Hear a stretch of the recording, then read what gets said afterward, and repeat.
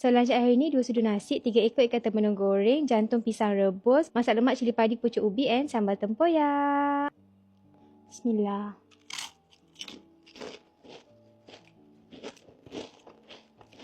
Hari ni kita ada tetamu, Pinches Tuti Puca.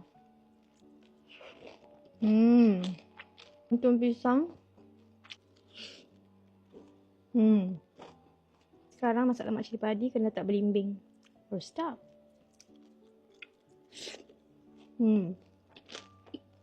Jantung pisang kan, I suka dia lepat ni. Gulung sushi Melayu.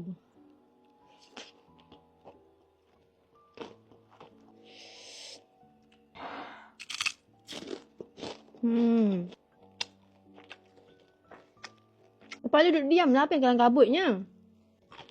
Duduk diam kepala. Duduk macam ni. Baru slack. Mama tegur je.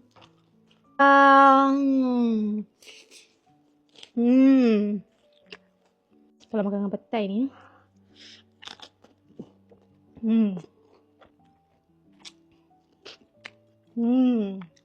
Sedap kan?